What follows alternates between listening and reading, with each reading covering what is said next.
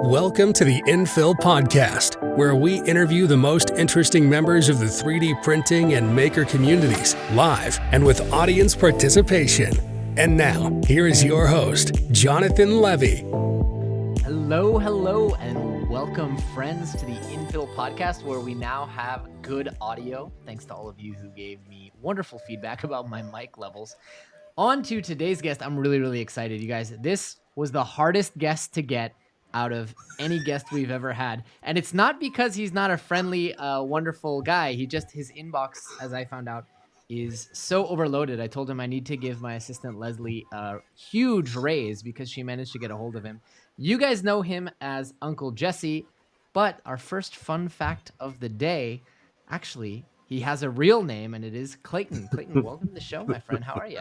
Hey, how are you? Yeah, it's not Jesse. Surprise. The internet is full of lies, apparently. Have you considered changing it? Because it would really be easier for me if you just changed it. Well, you know what's funny is my buddies have called me Jesse for a long while. I should correct that. My gamer buddies have called me Jesse for a very long time because it has been my Xbox gamer tag for like 20 years now. I think it's something ridiculous. Asks, is it the correct reference? Uncle Jesse, Full House, Uncle Stamos. I assume that's it. Yes, that's correct. Okay, so we got that out of the way. We can pretty much wrap the interview there. That's the question. That's it. Everyone. And yes, thank you. And a big thank you to Leslie for being persistent and keep continuing to shoot an email to the top of the list. Leslie is literally the only reason things get done around here. Let me tell you, it is true. So I have so many questions, but the main reason I started this podcast is because of the parasocial relationship that we have with all these content creators and 3D printing people. And I'm a people person for the most part. Yeah. And I want to know more. Like, and the YouTube algorithm doesn't reward you for sharing your story or your life or who you are, or more interestingly, who you were before all of this. So I would love to hear, once and for all, how you got into 3D printing, what you did before this, a little bit of biography. You're into all the X-Men stuff, so your origin story, if you will. Well, as you might imagine, I was born in a lab in one of Elegoo's factories, actually. I had been super into tech for God knows how long, since probably I was young. And but prior to the YouTube full-time, like this is my full-time, knock on wood, this has been a amazing past handful of years that I've been able to do this as a full-time job. Content creation and making and sharing stuff for people. But before that, I had a regular, 9 to 5 or 9 to 9 job, as I like to joke. But it was, I worked in fashion technology for 15 years. So I was on the tech side of things there, overseeing software applications for the fashion industry and traveling, and in the evening moonlighting with 3D printing and making content and sharing it online when my family was sleeping, which is sort of where it led to this. That sounds very familiar. So does that mean that you're a developer, software developer by trade? No. I I sort of fell into the company. I went to college for advertising, and after school was trying to get into a bunch of different New York City ad agencies and was having a hard time with that. And ended up getting a not a part-time job. It was my full-time job at the time at Valentino, the fashion retailer. So it was with their Madison Avenue store. And I went to college to open and close doors for very rich people. So I would open up the door for Oprah, Denzel Washington. I got to meet a handful of times, a bunch of celebrities coming in there. So they decked me out in a full suit and tie, and I would open the door, greet them, close the door. That was, basically make sure nobody was stealing anything. But that being on my resume, and I had a whole bunch of design, Photoshop, Illustrator, skills that I had done from previous gigs. This company, a recruiter found me and was like, hey, this startup company in the fashion space. I see you have a fashion background, and you have this design background. They're looking for someone. So I ended up getting in with a startup, and it was this whole process. But yeah, no, not a developer by any means. I can hack at things with some very rudimentary skills, but I was more on the product overseeing side of software, or at least where I ended up at That before is leaving the so company. interesting. I never would have guessed that Yeah. in a million years. Although you're a pretty fashionable Yeah. guy, and I will say, I give you this compliment from time to time on your videos, so I want to give it to you face to face. I Yeah. admire the hell out of you for just how much of an early adopter you are. Like you're always the first one to test new stuff, like Vision Pro, X1 I'm Carbon. Oh man, You're in it, I'm man. loving it. I you know what's funny is I'm always trying to guess where things are going Right. and trying to position myself there. So to relate this back to 3D printing, a handful of years ago, there was some newer technology that was becoming more affordable, resin 3D printing, that a lot of people were other creators were avoiding. And I was like, you know what? I'm gonna go all in on this crazy thing called resin 3D printing. And for a little while there, I was like the resin printing guy.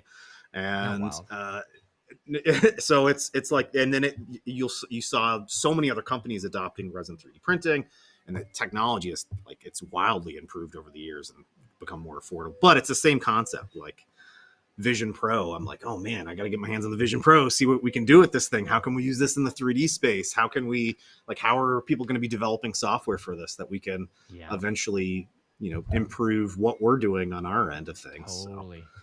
So I'm going to take us a step back and ask, you mentioned, moonlighting and kind of just like when the family went to sleep playing with 3D printers. How did you get into 3D printing as a hobbyist, or was this something where you were like, oh, there's fashion, as you said, you're always looking for where the puck is going. So it was a mix. Yeah, it was a mix of things. So funny enough, actually, I just posted over on Twitter a handful of weeks ago. I found my photo bucket login, and I was going back through all these old photos that I'd posted in my photo bucket account. And it was from like 2007, 2006 was my very first attempt at making a Magneto helmet. And it was out of clay and chicken wire. And it was the dumbest attempt at anything, but I was trying it. And that eventually, like many years later, or a handful of years later, led me to Pepakura.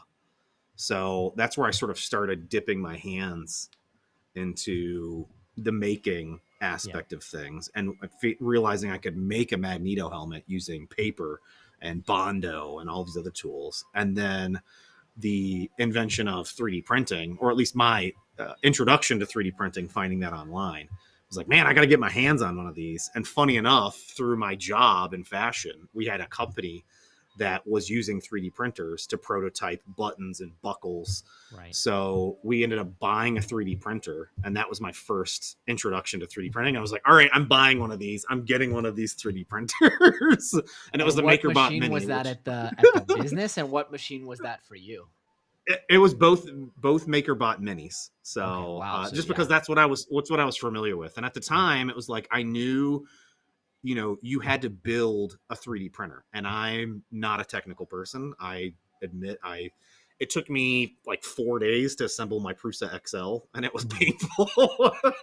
So for me at the time, it was like, oh, I can now buy a 3D printer, and I can just take it out of the box and start printing, and it's got all these cool things and features. And I was blown away by it at first. I didn't know that it was an absolute piece of garbage, but it got me hooked, if you will, on the concept of 3D printing. That's really cool. And then how long were you kind of living two lives before you my goodness, I'm going to create content? Well, I mean, I started creating Pepakura tutorial videos, I think back in 20 years ago, actually, 2011, because it was the year my son was born. My first son was born. And you're telling me you have a 20-year-old son? Well, no, 2011. 2011. Yeah. Okay, so 10 years ago, right? No, over 2 years ago. No. Yes, whatever it is. Yeah, something. It's 13 years. Yeah, about 10 years ago. Years? Yeah. 13 years ago. Yeah. Okay. All right. So I was gonna say 20-year-old started son, doing man. Yeah, let's change the topic and talk about health supplements. What are you taking? Yeah. But the idea was like, all right, I'm gonna make just there wasn't at the time a lot of Pepicura tutorials, so let me make this. And I had a completely different YouTube channel, which was focused on cosplay stuff, funny enough. Mm-hmm. And then a few years later, the Xbox came out with the Kinect camera, I think it was the Xbox One with the Kinect camera. And I was like, oh, I'm going to make fitness videos with my Xbox and I'll use my gamer tag, Uncle Jessy. And then at some point it sort of, I can't remember why I transitioned over. It was like, I posted a 3D printing video on the Uncle Jessy video, our Uncle Jessy channel, and saw about the MakerBot, funny enough, and saw how many more views that got than my Xbox videos. And I'm like, oh, well, let me start experimenting with making 3D printing content. And it sort of just progressively, year over year, was like 100 subscribers, 300 subscribers, 500 subscribers. Wow. And then at some point Yeah. you figured out, I'm going to quit the 9 to 9 and do this instead. Oh, man, that was such a crazy. I can still remember. I have to thank Joel Telling, 3D Printing Nerd, for being such a great guy. Like, I reached out to him. We had like a long hour-long phone call. I was like, hey, I'm thinking about doing this. This is really crazy. And he was like, I can't tell you one way or the other what you should do, but I will tell you it's the best decision I've made. And it's so freeing. And it's completely true. It's like, I have time to pick up my kids from school. I can take them to the doctors. I can do, my schedule's completely wide open now to work when I need to work and not work when I don't need to work. It's just pretty fun. If you can manage to get the algorithm monkey off your back and be like, videos come out when they come out. out. Oh my God. Everyone can.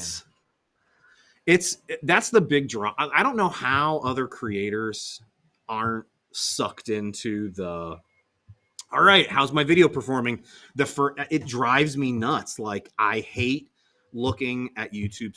Sorry for anybody that, like, when you post a video on YouTube, within the first hour, YouTube, when you go in to look at your uploads, it'll tell you how your video is doing. Is it doing really good? Is it really popular? Are more people watching this? Or and it ranks less you. viewers? Yeah, it 10, ranks you 2 out of 10. 1 out of 10. And that is your self-worth until you release the next video. It just is. And it really sucks. It's draining. And it's like, I tell myself, don't look at it. Don't look at it. And yet every time I post a video, I'm constantly looking at it. And then if it's not great, I beat myself up over it for a little, or I'm trying to figure out how do I change the thumbnail or change the title to make it more attractive for people to click on it. And it's a never ending cycle of self-harm, if you will. Yeah.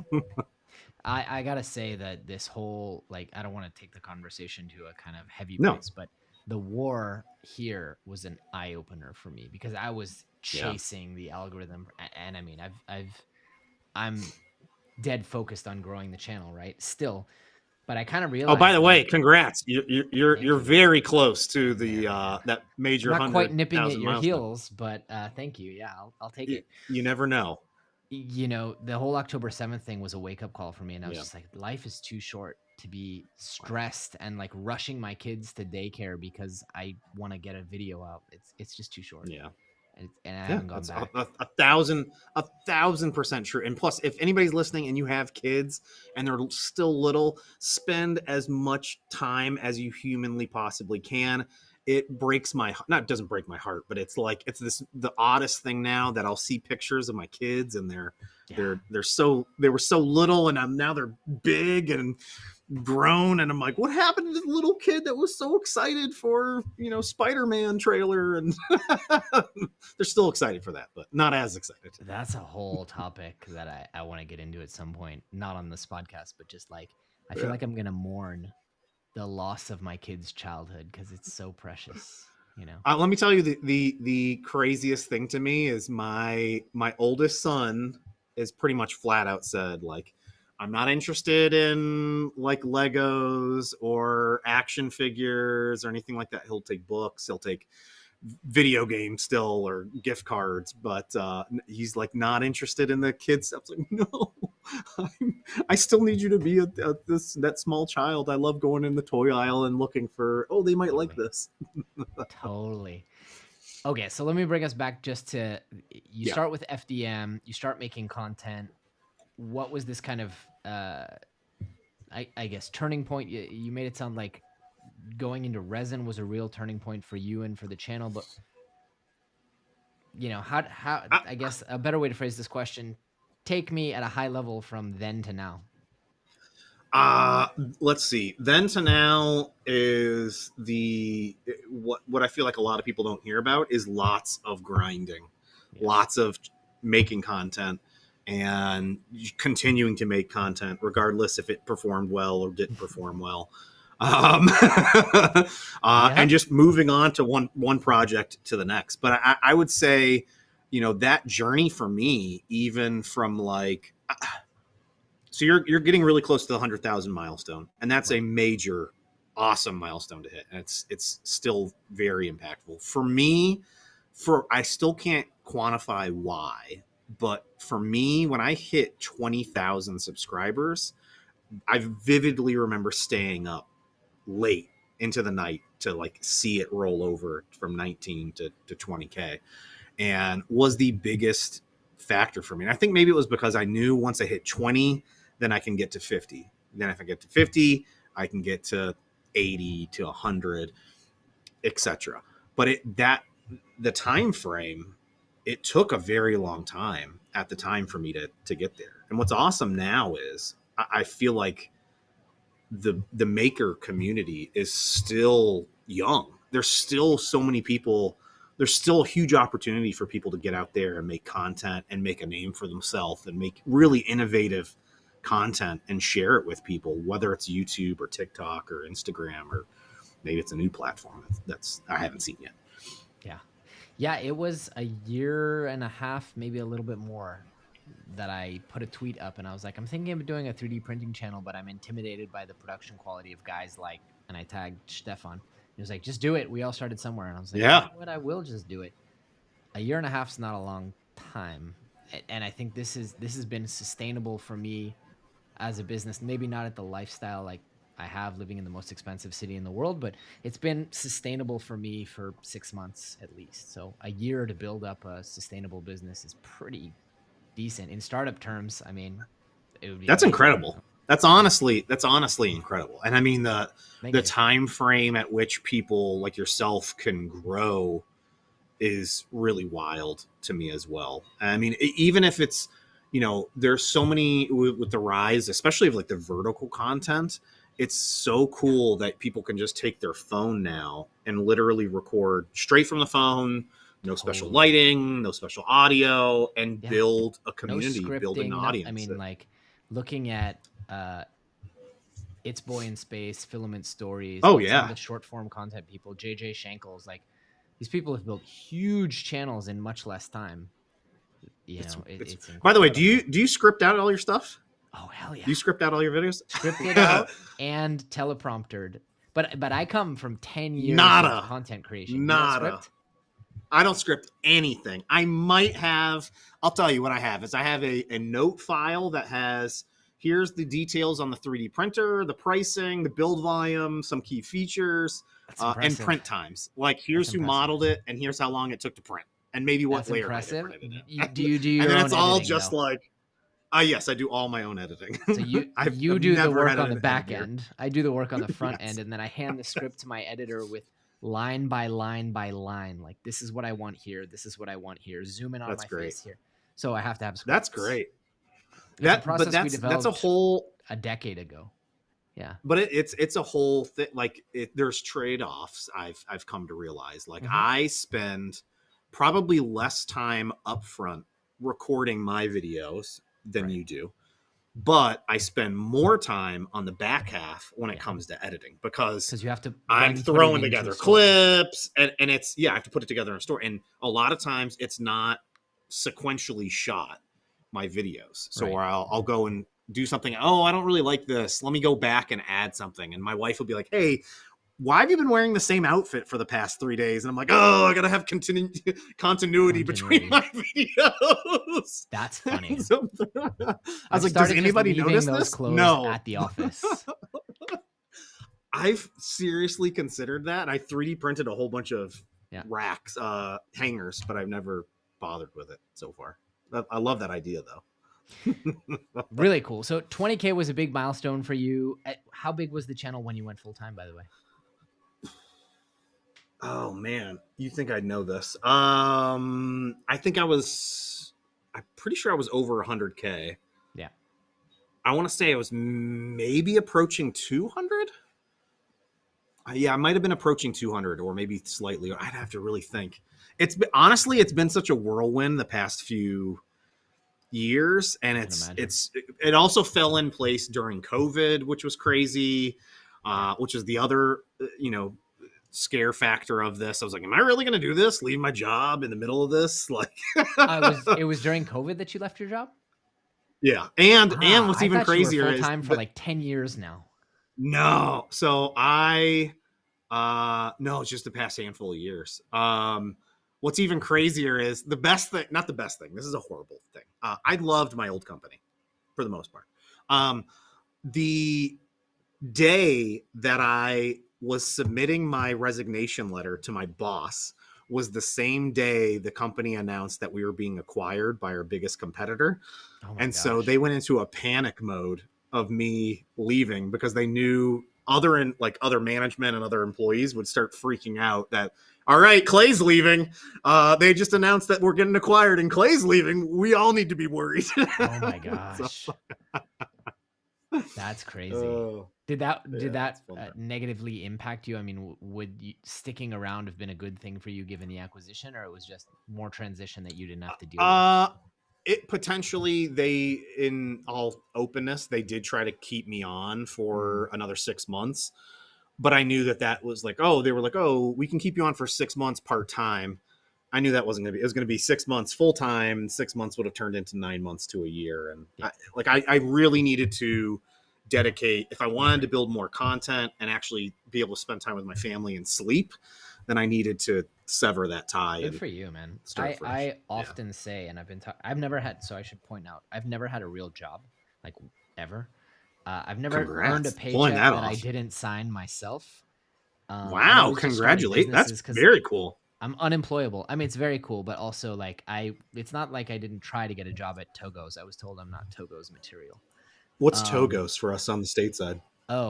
Togo's is like Subway. It's a California Subway. It's like, I was told also that I'm not Jamba Juice material. Okay. Yeah. Are Jamba Juice still around? I love Jamba Juice. I don't know. I mean, I'm still around. I don't know if they're still around. But so I have no idea where I was going with that. I totally forgot what I was going to say. But you're unemployable, but you managed to. There was a reason I felt the need to bring that up, but I just wanted you to know. Hey, but I'm pretty impressed that you've been able to, you're a man of, a certain age. I don't know how old you are. 37. But you've been able to last 37, last this long without an actual day job. I grew up in Silicon Valley, so like my example of like if you want spending money was just start a business. That's what all the adults that I knew did. They started businesses or they worked in other people's started That's businesses. Seriously impressive. So okay, all right, cool. I'm gonna stop going back into the history, but I do think it's interesting that you note that like resin printing was a really, really big thing in the beginning for you, and that grew your channel quite significantly. Yes. It helped differentiate things, I think, from everyone else. So you recently bought a building, and I have a bone to pick with you because I want those studio updates, man. How's it going with the building? That's what I want to know. I was supposed to have a big studio update video up by the end of the year. I actually had Repcord up here visiting after the East Coast Rep Fest, which rebranded to 3D Printopia, I think. Yeah. But anyways, he was actually helping me do a bunch of demo work here. We hung a bunch of cabinets, and I'm remodeling still the front half of my studio. So it includes my office and where I should be recording all of my videos. Like this is where I've been recording right now. This is in the middle of too many 3D printers and an absolute mess of boxes and things. So the other space was supposed to be the dedicated video recording, you know, the A-roll, just me standing there showing off stuff, not making a huge mess of things. And then this whole space is going to be the workshop if I'm painting or resin printing or whatever it may be, where it's a little bit messier, where the front is more presentable, lots of cool things on the walls. Cool. It still hasn't got there yet. But the building thing, amazing. My takeaway pretty early on, and I've just realized this in general, not giving you advice by any means, but for me, if I don't make a video about something, I don't get to do it. Basically, if I want to do a project, it's like I cannot justify doing it just for the sake of doing it. I have started a new habit where I keep some projects for myself, like or upload pictures of some of these projects, because I'm just doing them as a hobby, because I need to retain some of this for myself as the hobby that I love. But for big projects, like, you know, redoing parts of the studio, I just need to do a video about it. And then I'll force myself, because you know how we are about getting videos out on time with sponsors and da-da-da. So I'm just like, all right. I never and what I've started doing is like framing it, right? So I did a video of like, here's 5 big projects to keep you busy during the winter. And it was like the 5 things that I really need to get done in the studio. That's not bad. You know, because no one watches studio update videos. It's funny that you mentioned that, because I have literally I've got a bunch of wood sitting over here I'm making a video on me making this viral storage unit with some 3D printing stuff. I'm still working on all the details of it. I bought all the stuff. This was like 2 weeks ago, and I was like, all right, I'm going to do this video this week. That's going to be the project that I work on. And then I got sidetracked with, I think, the Star Destroyer, whatever it was, the Star Wars ship that I printed recently, and that whole project. And then it's one of these things where it's like, so I'm pretty sure I have ADHD, where it's like I will get so sidetracked by even the promise of something new and shiny, where it's like, oh, I didn't finish that. It's all right. I'll finish that tomorrow, and never get to it. Right. So yeah, my hack for that, I used to hang out a lot with this guy, Benjamin Hardy, who wrote a book about willpower. It's called Willpower Doesn't Work. And his whole thing is forcing functions, like set up the conditions to where you have no choices. So, you know, one of the things I'll do is I'll negotiate a sponsor for the video. Like if it's something I want to have done, but I don't really want to do, like, oh, I need to print 300 acoustic tiles for my wall. Like that's not a fun project. It's going to be kind of crappy. Yeah. But I'll be like, hey, Kexel, like, let's do this project. I'm going to release it on April 27th. You know, now it's like, it gives do that project. It gives you a deadline. Yeah. Bingo. Agreed. Bingo. Yeah. Agreed. So I'm very curious, like how you plan your week. Cause in my mind, you just go to your building and you just play with your toys. And then sometimes you decide to let us in and we see a cool video that's not scripted. So I want to ask how your weeks go, but I'm going to give you a second to think about that, because you're looking up at the ceiling. No. I don't even. I have a whiteboard of. Actually, I have a whiteboard of video and project ideas, and then the main list is there must be like 150 plus. I have a note in my phone where it's like I just think I'll randomly see something or think of something and I jot it down as all right, here's a project, here's a video, how can I execute on this?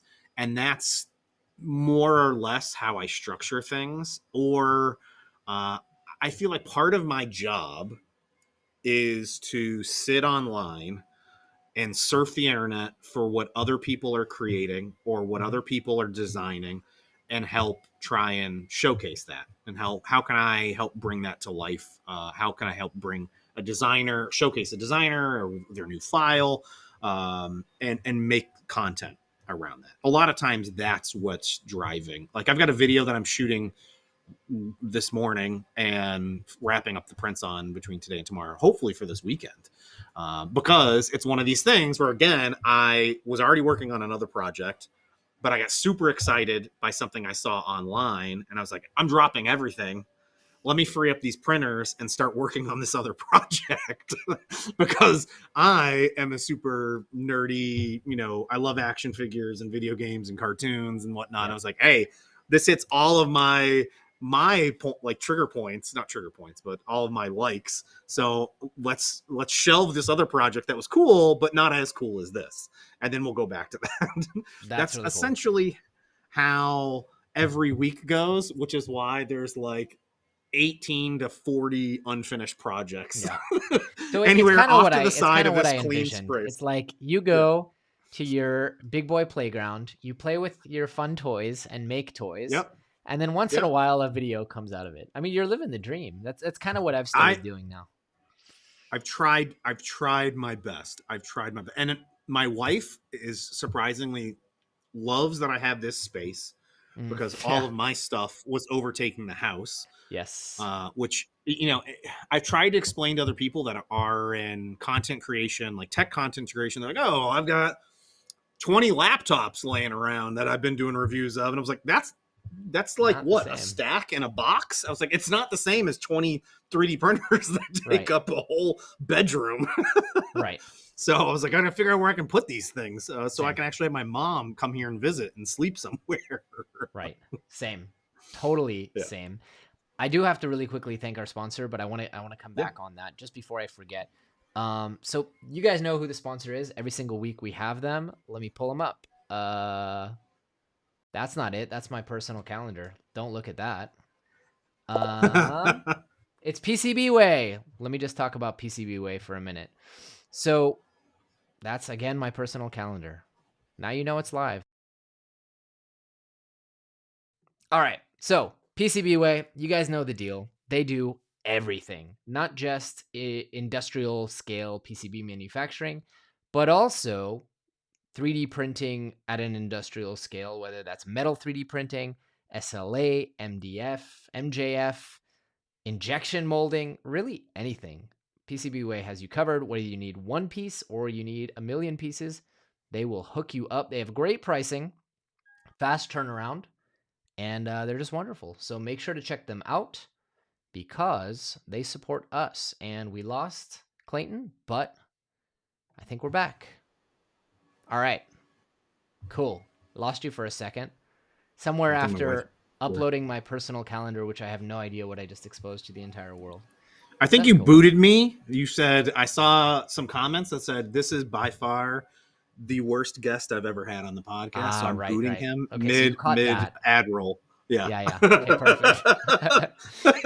So we have a lot of good questions actually coming in besides the complaints about the quality of the guest. But I do want to go back really quickly and say, do you hold yourself to a schedule of getting a video out every single week, or it's kind of like, hey, this project's going to take what it takes? I really try to make a video. I try to make at least one video a week. Last year I was going, I need to make a video a week. I need to be trying to post at least 1 to 2 short form content videos a week. I've dropped that. Like the short form content is important to me, but I'm just going to focus on making this other content, the longer form for now. Right. And I post the most random short form content at a time. Yeah. I'm like, oh, here's me playing a VR video game. It's like, because I'm interested in it. Let me just post this. But I'm much more selective of what I post to YouTube typically versus everything else. But yeah, I try to do one long form YouTube video a week. In some cases, I try to do 2 if I can, depending on what the content is. And I keep saying I'm going to do a live stream, like one live stream. Let's do one live stream a week. I've got enough 3D printers that I can unbox and just do a live stream unboxing. Totally. And I never do that. So I'm literally using the sponsors, not for monetary reasons, but for that. I'd be like, hey, let's set a date. Let's set a budget. I will do a kick-ass live stream, but then you're holding me accountable because otherwise I started to get them to stack up. By the way, I need to chat with you offline. You were mentioning before we got started about your the control panel. I can't remember what it's called. I have one. Stream Deck. I haven't set it up yet. But how you're using that with your lights and all that good stuff, because that's what I need for It's Like, fun. here's my streaming setup, because I have no idea what I'm doing in any of this. Yeah, And yeah. like, I'm all happy right, to here I help can you. switch to this camera, to flipping on the lights, to whatever it may be. Yeah. Happy to help you. Also, Super happy to help I you. have a great project idea for you, by the way. I keep Talk to looking me. at your picture here. You need to print, or maybe PCB Way can help you with this, is a huge version of your logo, like neon lit up behind you there. And that's a perfect square spot behind your head. So actually, I've been working at this is one of my like keep it for myself projects and just enjoy it. But I'm actually modeling a modular hexagon, which you put LEDs in, and then it's Ooh, modular because you can change out the faceplates. Like I I like the like that. idea. I think it's really funny. You talked about having like sets, so I have 3 sets. Yeah, Uh, and I like the idea of things changing in the background every video. I don't know if anyone notices this, but like I'll put things up that I didn't talk about on the channel, like a little Rick and Morty and I won't talk about it. It just yeah, changes. So I have a I sign see. like how many days it's been since the last 3D printing drama. So I like the idea of having this neon sign, like things just change and see if anyone Yeah, notices. So I'm making this neon sign, which is modular, and then I'm gonna I create like all it. these like funny slogans, um, and see if anyone points them out. So I'm working on that, and I guess I I like could it. I could print one for here too. Yeah. You need, like, it's the perfect location. Like right here, I keep thinking, I'm looking at this It going, I is. need something right here. I need something right here. That's my wife's desk. She works there during the day, so like Oh, whatever I I'm sure put there she'd is love just having a big right neon in front light. of her face. She's very tolerant. I will say that. Let me see if I can catch up with some of these questions here because we've got some good Hmm. ones. Keep Making asks, what are your thoughts about resin printing and its safety? I'm also curious because you Oh, make it look so easy and so not messy. no, it's totally, it's extremely messy. I find that the larger the machine, the messier of a process you're going to get into. Hmm. Any printer that has the, no, actually, I don't think. Now I'm trying to think of this. I was trying not to talk about Elegoo. Talk about them. I'm Um, very curious how that whole thing works, but I don't want to, dig. But talk no, about no, them. no. I'm Feel very free to curious. dig about that. I don't care. Let me talk about the resin thing first. Yeah. As far as I know, I could be wrong, but Elegoo. So their Jupiter SE is their large. It's the larger version of the Jupiter, but it's smaller in frame. I don't. Well, anyways, but it's got the auto resin feeding. But what was Yeah. really cool to me about it is that it wasn't just feeding resin; it would suck the resin back into the bottle. Yeah. Which is, when you're working with a huge resin printer and the vats, the biggest issue is trying, when you want to swap out resin, you're constantly either needing to siphon out the resin using, like, I don't know, Yeah. syringes, or you just lift it up and pour it into multiple bottles. And it's the messiest The worst. process. But that's made it so much easier. And I'm just trying to think, I was like, I couldn't think of any other resin printer that has a lot of them have the feeding, but I don't know if they have the opposite Yeah. uh, option to extract the resin. But disregard that. But yeah, the safety aspect of it, it's wildly important. One thing that I don't think people realize is I don't live here. I have a ton of resin 3D printers. I'm probably only ever running one resin printer at a time. I don't do resin 3D printing for sales anymore. I had one huge bad experience with that a few years ago, and I can go into that if you'd like. But I like the fume aspect of things. Obviously, is a concern. I have a large overhead air extraction unit that pumps the air out of the building here. So even when I'm in here recording and printing, I can have that on. I have multiple air purifiers here for that as well. One thing that I'm not super good about is wearing goggles, like eye protective wear, when removing supports and prints.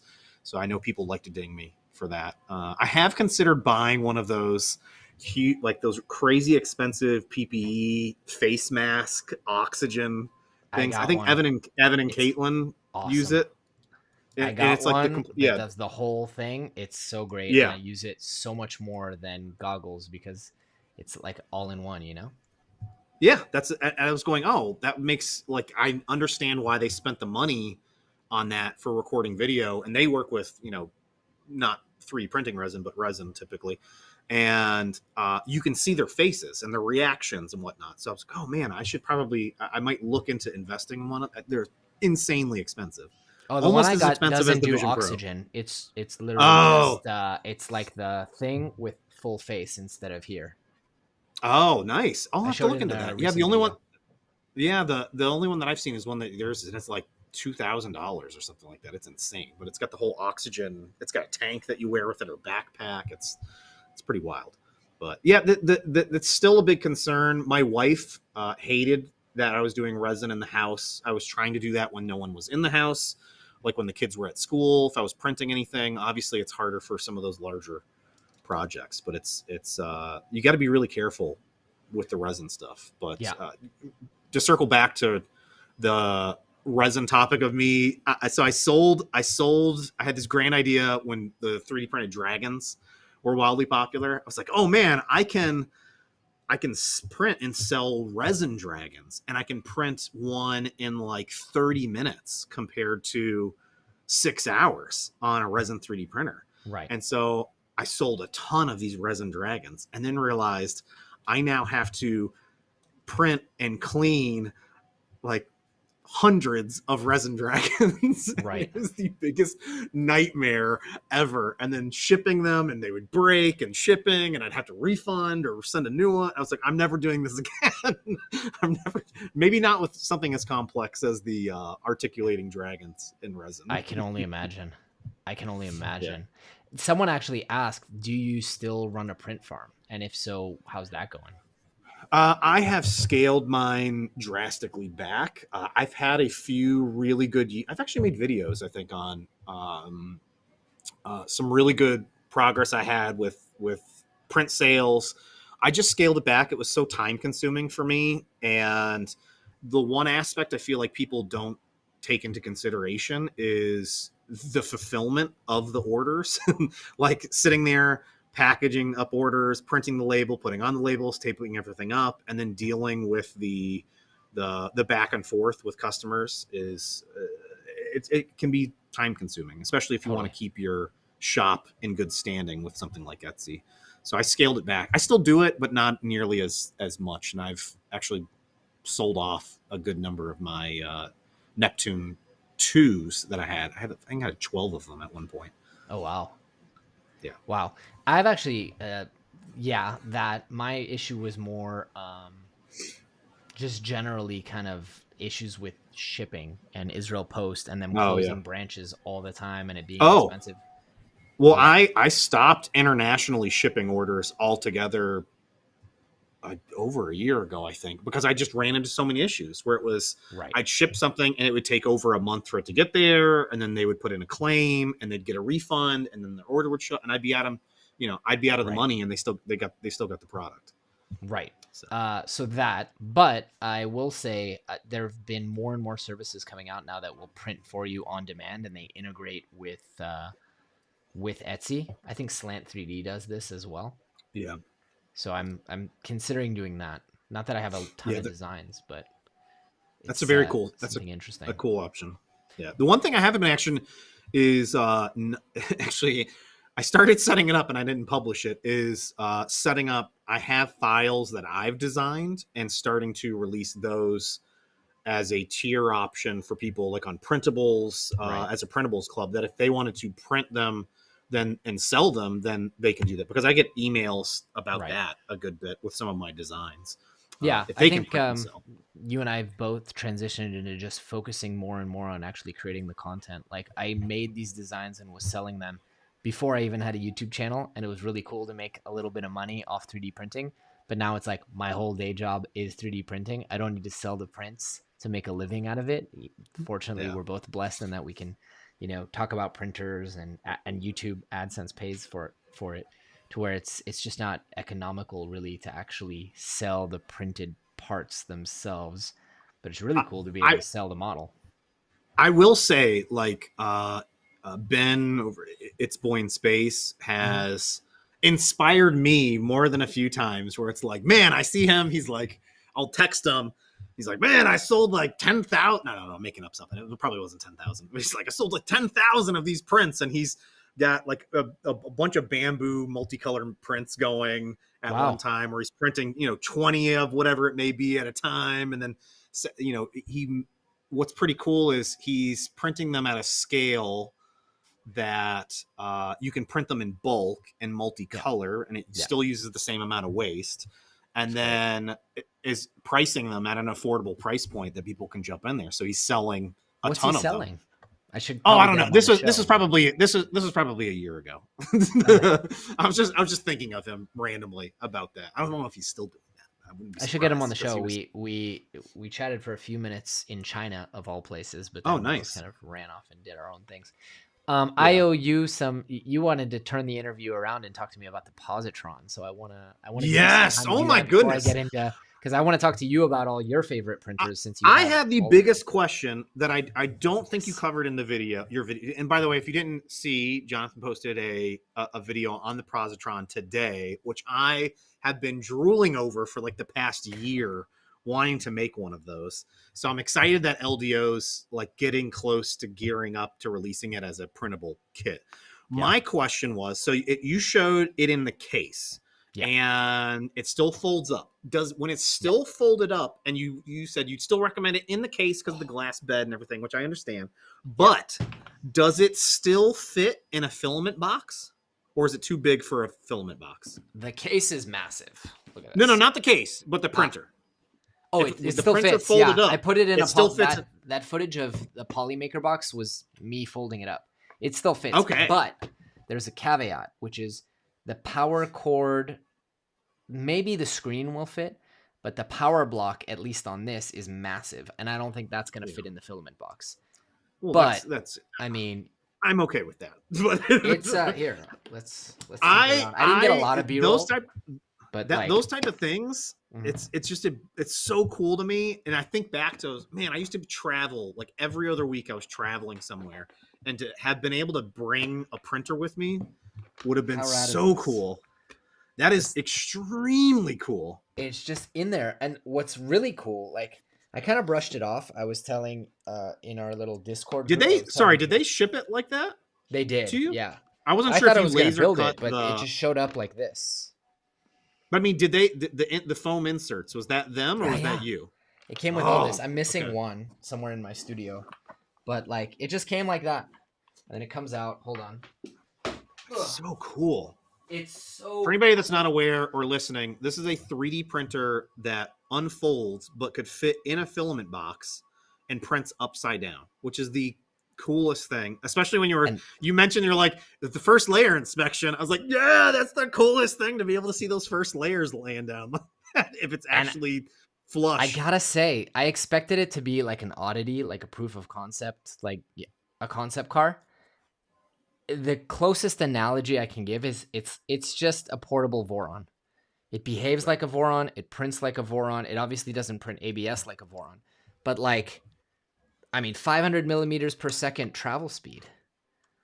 Or maybe, no, sorry, that's another printer I'm testing. 350. I think you said 350. 350. I'm confusing it with the next review. But 350 is respectable. Of course, now I mean, the form factor alone is so cool. It does take some, I'm not doing it justice now because it takes a little finagling and kicking around in your...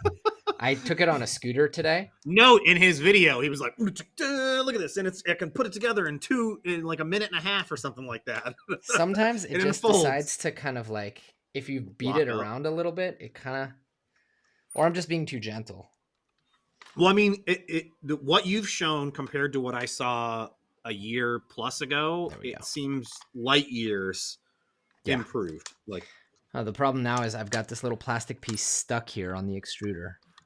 And I don't want to break it, unfold it. I love that you also covered in your video the one big factor that I was concerned about, which was anytime that you have a print fail or stringing or anything like that might break loose, and it landing in the gears down below. And it figured that one out the hard way. Down there. Why can't I unfold this guy? Like, why is it sticking? Maybe I'll just do the smart thing and unscrew it. and then we can move it around. But it's really clever, like the way that they're Man, reusing it's the thumb super screws. cool.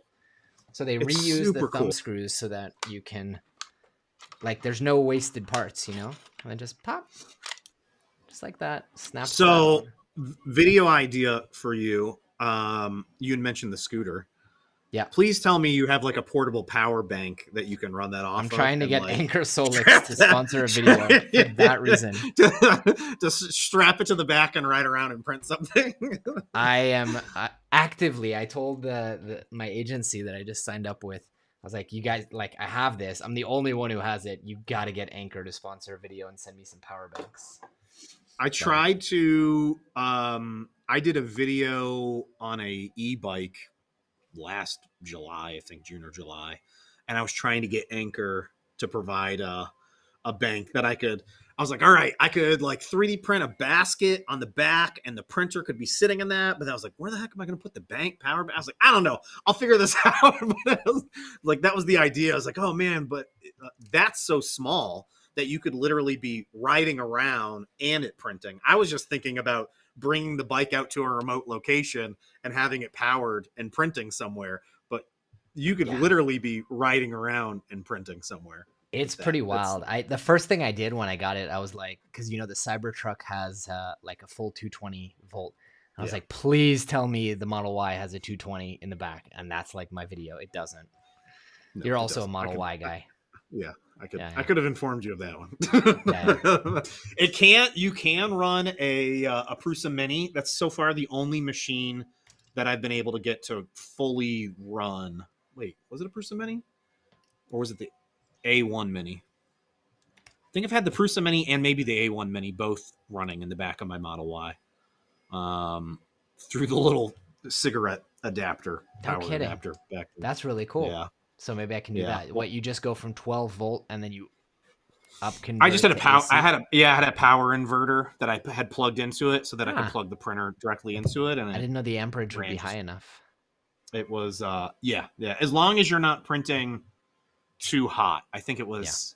I think it would short out after 240 if I remember right. I can try that. Something like that. And as long as it was like we're graced by Nomad's Galaxy, who works with Kraylin on the Positron team. So if you connect with Clay after this, and I'm sure I promise I won't break it or the glass or. Oh my god, you're never gonna live that down, huh? I've broken so many printers. So here's a fun one for you. The Magneto that's coming out. I was talking with the folks over at Piopoli, Mark, and he was like, "Hey, I really want to get you this, but." I was like, "Yeah, I don't want it right now. Please send it to me when it's more production ready." Yeah. I was like, "I can 1,000% guarantee that it will arrive either broken or I'll break it or." Oh my god, you have the worst luck too, and it's like it's not even your fault, but you have the worst luck. I literally had the worst experience with Bamboo with their first X1 carbon. Well, and you had issues with the Mark IV. You had issues with your X. Oh my god. Yeah. No, my Mark IV is. They replaced my Prusa replaced my Mark IV, and it has been nothing but amazing. Absolutely. Now the XL prints amazing, but I just want you to print it a little faster. That's all. Yeah, I want one so bad. I emailed Joe the other day. I was like, "How are we gonna get one to Israel?" No, I don't mind paying for it, but to get it here with shipping, taxes, all that, you're looking at like 8,000 US. Okay. Cool. I have a lot of questions, but I gotta kind of. We can stay as long as you want, man. I'm good. Okay, cool. 40 minutes. Favorite even. Printer is. I think you have too many at this point, but so let me rephrase it. If you need something printed and you need it now, you don't have time to mess around. What's the printer you're going to? Oh, I'm going to a Bamboo. Probably I was gonna say the A1. I'm not supposed to be printing with it right now, but I'm still printing with it. Right. The thing's just awesome. But in reality, I print a ton with my X1 Carbon and the P1S, the P1P. Yeah. Man, there's so many. I would say my go-to printers are the Bamboo lineup, the Mark IV, the XL, Yeah. and then I also am still heavily using my Neptune 4 Plus. Mm-hmm. That's the easiest to work out of the Neptunes for me to work with. I still haven't put any of the 0.8 nozzles on there. Mm-hmm. And then on the resin side of things, the Mars 4 Pro, hands down, my favorite resin printer, like ever. That thing's just rock solid. I friggin' love that thing. It's the Really cool. prints fast, prints amazing, and it's like not stupidly cheap. It's like $300 or something like that, but pretty affordable compared to a bunch of the other ones that are out there. Yeah, Favorite that's filaments? probably the one. Cookie CAD is probably my favorite in terms of color filaments. They have some really their Witchcraft PLA is by far my favorite filament. It's like this super glitterily purple. And then I'm gonna sound like a huge sellout. The Elegoo filament is like the only filament that I buy regularly now. Really?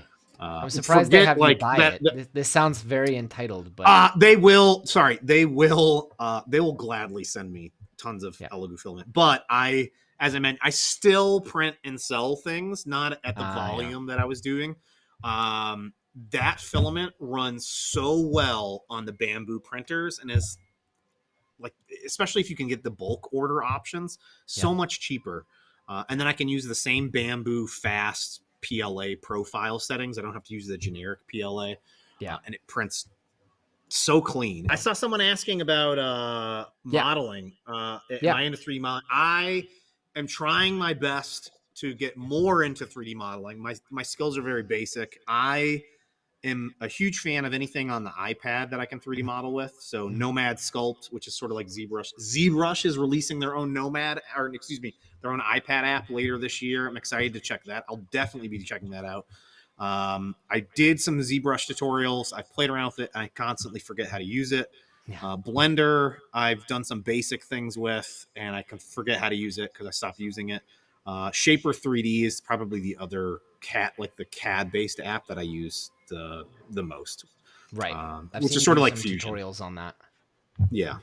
Anything. I'm constantly on my iPad, so I like the interaction with the pencil, which is really cool. I wish more 3D modeling tech company or like software companies like ZBrush or Blender would incorporate hand gesture controls. There's so many more drawing displays coming out now that are incorporating touch controls so that you can Wacomms and stuff. Pinch and zoom, pan around, like just basic stuff like that, or undo, double tap to undo. I don't understand why these companies aren't embracing that and still relying on some really wonky controls for navigation, which is here's an awesome one. Plasticity is a really cool 3D modeling application, and one of the coolest things, one thing that I love about it is they have multiple control setting options. They're like, oh, if you're familiar with navigation controls in Blender, use this. Fusion 360, use this. I saw that. I was like, why doesn't every 3D software have this? Because even going from like Prusa Slicer to Cura, it's different interfaces for how you drag and move things around. That's a really good point. Like, just let me set the controls to what I'm used to. Yes, exactly. Really, really cool. And what are you really excited about in 3D printing right now? Like, what's the next thing that you're looking forward to? It's not even in 3D printing. It's more so I would say I'm more excited about the prospect of the 3D modeling aspect of things when it comes to VR, AR, mixed reality. As I mentioned earlier, I'm trying to I always try to see where things are going, and I think that's where things are going to be going.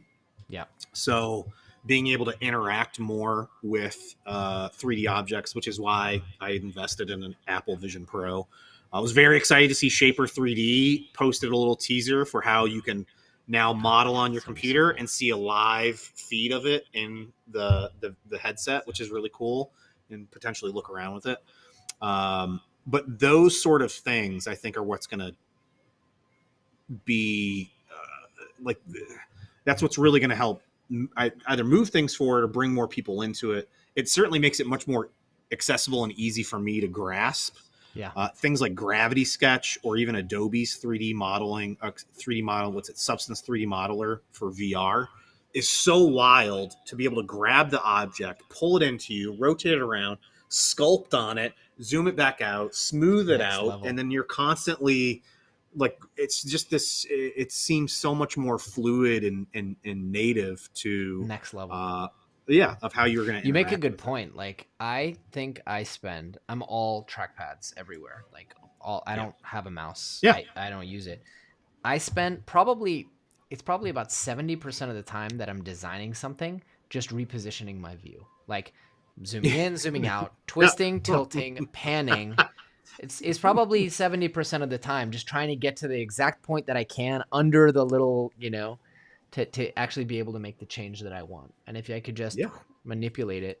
And then it depending on which 3D application you're doing, when you go to zoom in on an object, does it zoom in on where your cursor is, or did it zoom into the center of the screen? It's like, why there's no standardization between any of these tools, which drives me absolutely bonkers when I'm trying to use them. It's just another hurdle to get over when trying to learn. As if CAD weren't hard enough to learn to use. I know. It is getting easier, and there's amazing tutorials on YouTube. That's for sure. Right. I got hooked on Onshape because of Michael Laws and his Onshape tutorial series. It's like just one good, easy to follow tutorial series. I've had a lot of issues recently with it being slow, but I have a question for you. Yeah, because please. I was going to ask you actually if you did. I know that you're I don't know if you're a big fan, but I know you're a fan of using AI art for some of your like the thumbnails, which look incredible. So it's like mixed with you and AI stuff a lot of times, which I think is it's a brilliant idea. What's your thoughts on the whole AI 3D thing? Okay. I'm testing. I will be testing. I haven't gone into it yet, but I'm testing. Apparently, there's some Israeli startup that's doing crazy stuff that actually makes it good and workable. I'd love to hear that. I was a skeptic until I just had ChatGPT do OpenSCAD modeling for me, which it can do. Most people don't realize like ChatGPT can do any kind of programming for you, and a lot of times it's like complete garbage. It's like it's kind of like what you would think it would be, but it's not actually, because it's not updated on the latest version of whatever. But I asked it, I don't know how to do any OpenSCAD. And for people who don't know, OpenSCAD is literally just, it has a graphical interface, but you write code for like this is a circle, then extrude that circle. It's just take geometry and turn it into code. So therefore, ChatGPT can do it. You can be like, hey, I want, a circle this big. You just describe it. And off of that circle, I want you to extrude it, and it'll turn it into code. So if you have DALL-E, which can be like, hey, imagine Magneto for me, except, he has a female body and a male head, or whatever. Yeah. How hard is it to then take that prompt and put it into OpenSCAD code? We're one degree of separation away from that. So I think we're close to having something that's really, really good. My question is, and I use ChatGPT a lot, mostly to proofread my stuff. But my question is like the input method is just tedious. Like if I had to, design this, which isn't even that complicated, like I'm gonna write 3 pages of text on like how this actually works. That's exactly right. Like that for anything organic based, I feel like there's the potential for AI to produce something that's decent. Even things that have come out recently, it's like still feels like something that it's from the early or late 90s, like a video game asset that you might have seen from like Duke Nukem or something like that, where it's like kind of janky looking, but it's a starting point. And I think in the next year it's going to further improve. Will I think it's going to replace anyone like a Fotis Ment out there? No. Will it is it going to do CAD like that very specific design. I have a hard time seeing it do that, specifically the CAD, like So I have some the thoughts on that technical too, CAD. actually, because so I don't know if you know this. In 1990, I think it was 1990, or maybe it was 2000, but like decades ago, at least one decade ago, AI they trained an AI to write classical music based on Bach, Hmm. and then played it for humans, and the humans preferred the AI music. You can go on Spotify and listen to full albums that sound like Beethoven, Bach, Mozart, whatever your particular style is, and Yeah. it's technically perfect because music is mathematics to some extent, right? And I think everything except maybe abstract art is the same way. Modeling is many forms of modeling are art, some are not. So that's my thought on that. Is like when you said, "Is it going to replace Photos Mint?" Maybe. I mean, if it, I See, would say no one's I going to think replace Bach, but they did. I think it'll get to a point where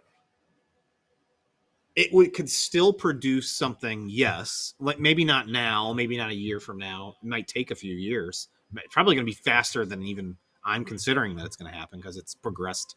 A lot of the AI has progressed so rapidly, but uh, the quality of it has drastically improved. Not maybe on the 2D image side of things. Um, I could see it potentially getting really good. Yeah. I think in the short term now, it's still going to end up being a potential starting point for someone. Like, Right. hey, I need a car with an elephant riding in the trunk. Right. And it produces something. Okay, well, there's my starting point. Or here's Yeah. an idea. Oh, yeah, maybe that's not a great idea. Maybe we should go with a different visual. Like, they're using it as Right. a proof of concept before Totally. another digital artist Totally. goes in there and refines on it.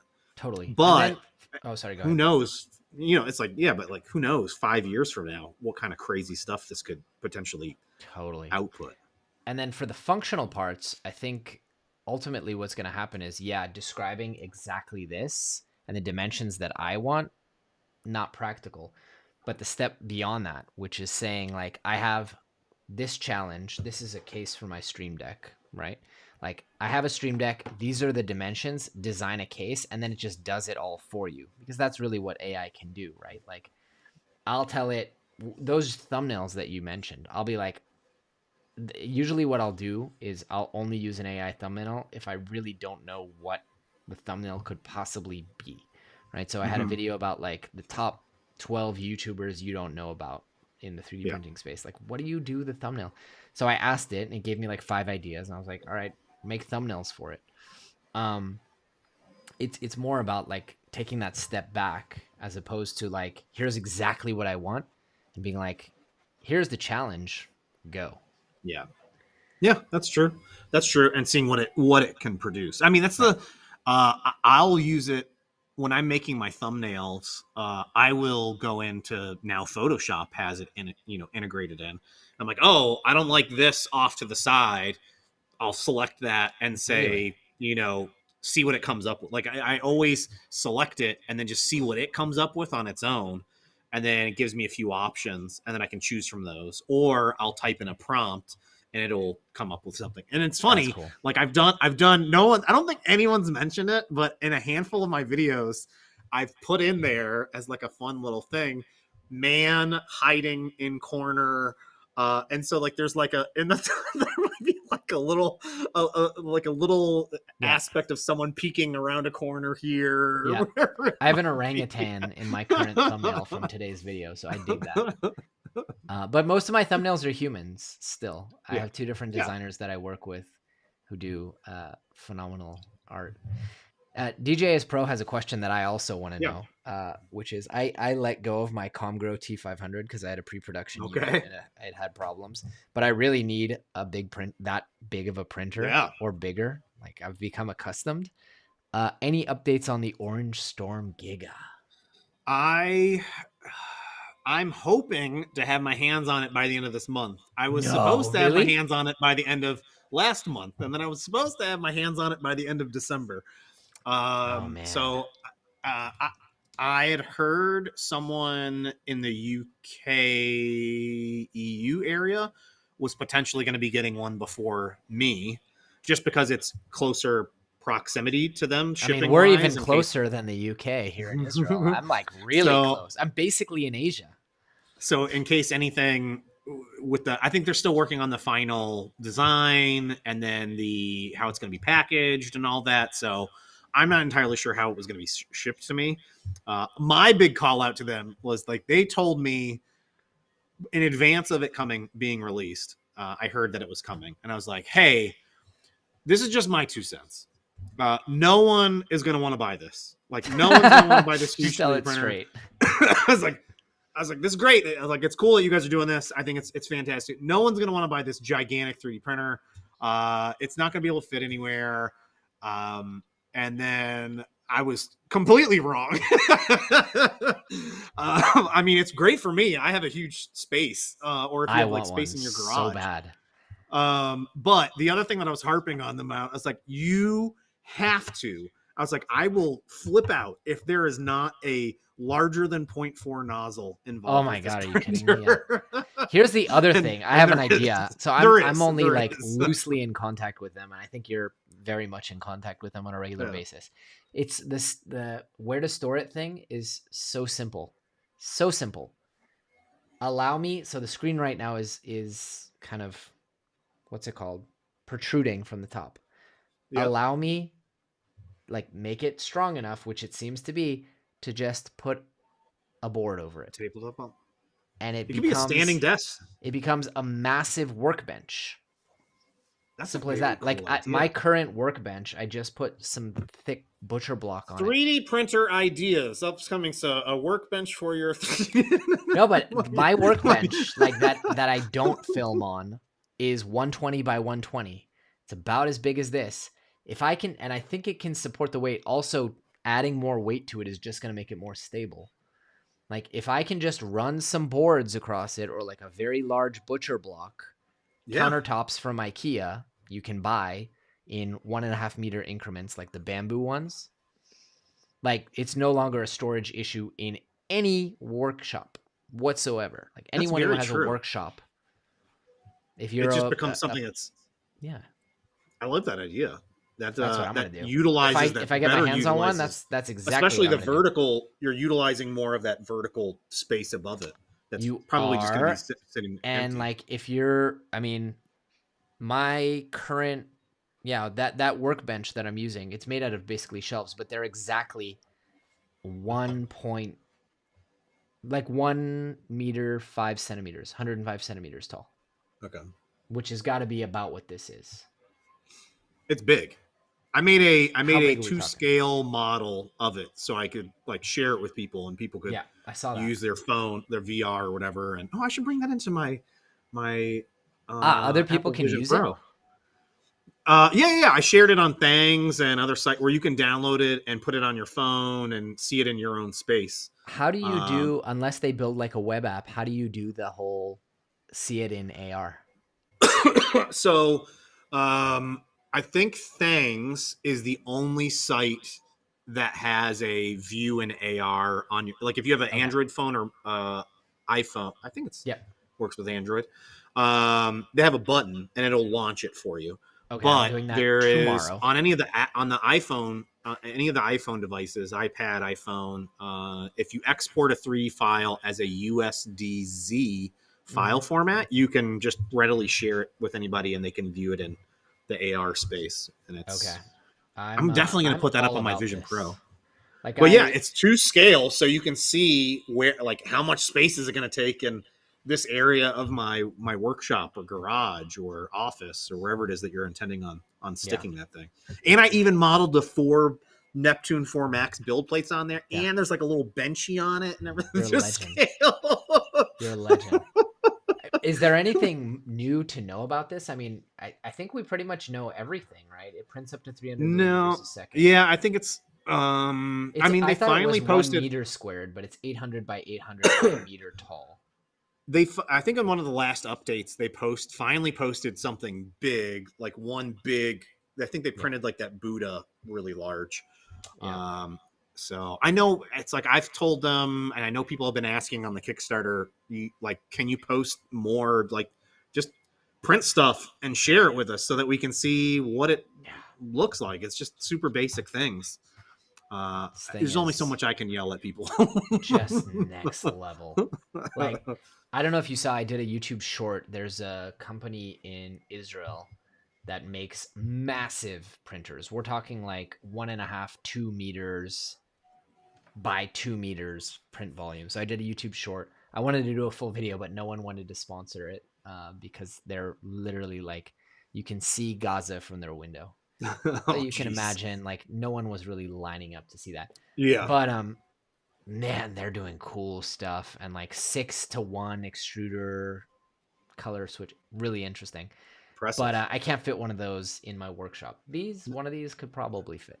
There's a guy here local in upstate New York where I live that has built in his basement. It's a floor to ceiling 3D printer, and it's enormous, absolutely enormous. And I keep saying, I'm like, hey, I'm going to reach out and I want to come over and record some stuff. And I'm pretty sure he can 3D print a full version of me on there. Yeah. Man. Impressive. It's really, really cool. Really, really cool. Well, Clayton, I should probably let you go, but before I do, I just want to give you an opportunity to like let people know. Obviously, everyone knows where to reach you on YouTube, but like, what are some things you'd like for us to check out, and how can we support you and learn more about you? And oh man, I mean, you can find me anywhere but YouTube at Uncle Jessy for real. I think on all the other social media sites.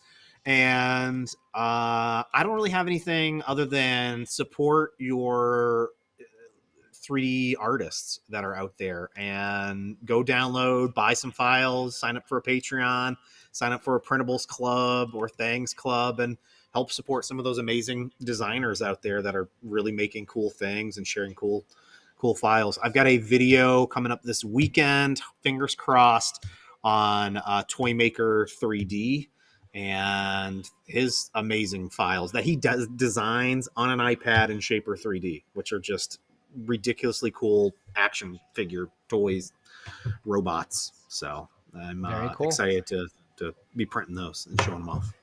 Well, my friend, I want to thank you once again for coming on the show. No, thanks for having me on. Chatting, and let's keep in touch. Yeah, sounds good. All right, thank you, sir. Take care. Right. Let's see if I can figure out how to take us out here.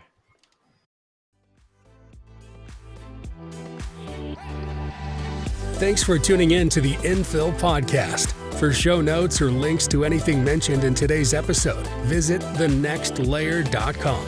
If you enjoyed the episode, please don't forget to leave us a review wherever you're listening, or click the like button to let us know. And consider subscribing to The Next Layer on YouTube so you can tune in live and participate in the next conversation. We'll see you on The Next Layer.